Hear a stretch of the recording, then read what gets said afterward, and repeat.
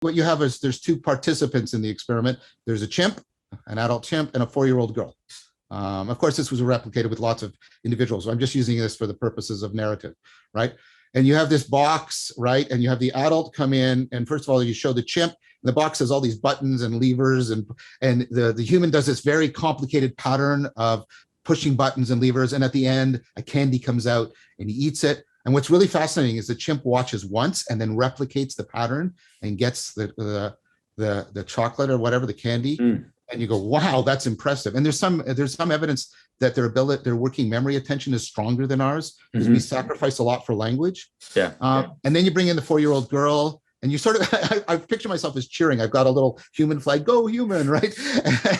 And they show the girl this, and she just takes one and she replicates it and she gets the candy, and you go, wow, that's cool. Now, and this is the experiment. Now you bring in the box. But now the box is plastic and completely transparent, all the same levers and buttons.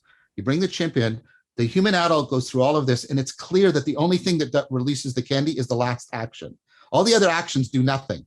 And you release, so that does this. And then the chimp sort of looks at the human being like, and just pulls the last thing and gets the candy. And you go, oh, that's smart. Now you bring in the 4-year-old girl, and she watches, and the adult does this, and she can see that only the last thing releases the candy. What does she do? She repeats everything the adult did.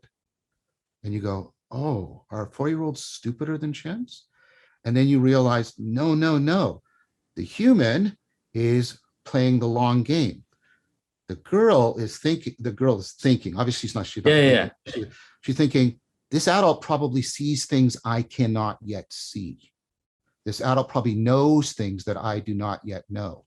I'm going to imitate them because that will allow me to transcend my own perspective. It's very hard to transcend your perspective from within your perspective. But if a child imitates an adult's perspective, they get the capacity to transcend their own bias.